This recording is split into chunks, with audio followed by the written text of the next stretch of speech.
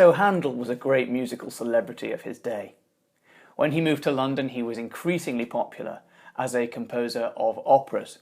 And it's really his melodic lines which make him such an amazing composer. And it's that quality that makes you go away humming and whistling some of the tunes that you hear in pieces like Messiah. Let's just look for an example to show you how amazing they are. I particularly love For Unto Us. I think it's one of the nicest, most catchy melodies in the whole of Messiah.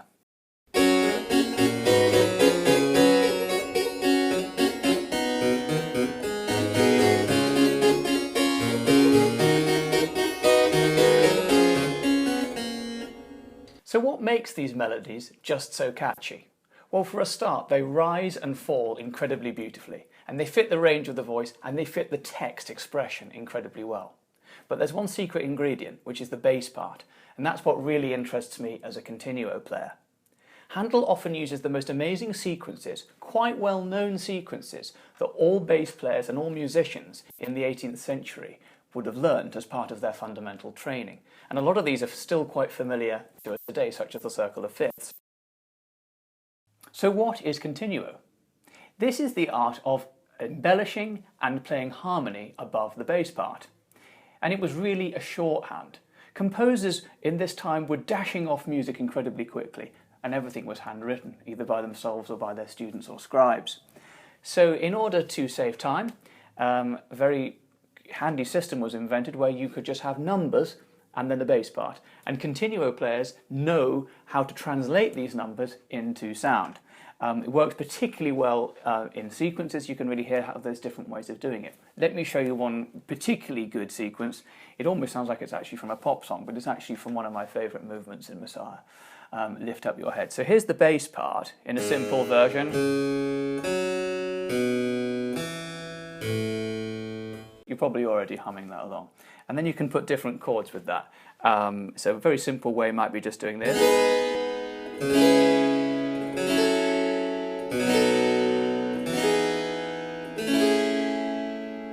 And I'm actually already making that a little bit jazzy by adding some seventh chords.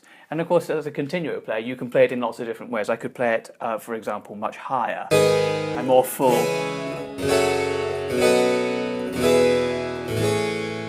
In all sorts of different ways. And we sort of just do that on the spot, according to how we want to create different effects and throw different ideas into the ensemble.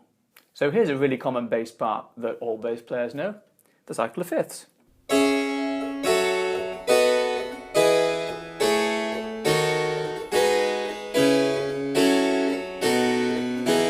Etc. And I was adding in some sevenths there to give it extra colour.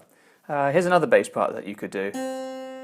Perhaps just 4 notes, and then you can just add different chords to it. Or even with different harmonisation, maybe with a 7.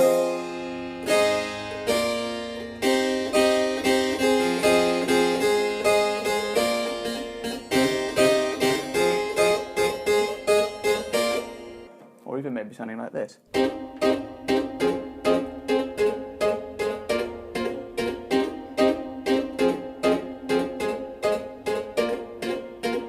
That said Sheeran, isn't it? So maybe pop music and Baroque music aren't actually all that different in this regard. They both rely really heavily on their bass parts, on their supporting harmony to make their melodies really catchy. And this is what makes these tunes stay in our head. We know where the harmony's going to go. Take Easy on Me by Adele, for example. It's just made out of these 4 chords.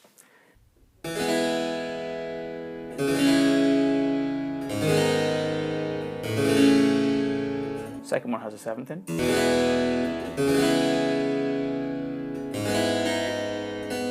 But you already know where it's going to go.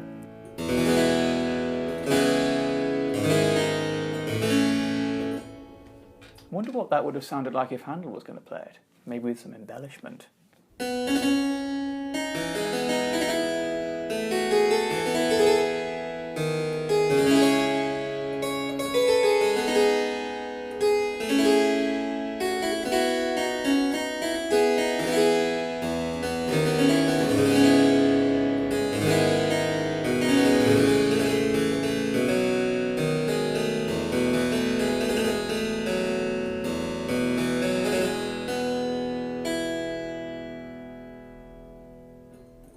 After all, he was the pop musician of the day.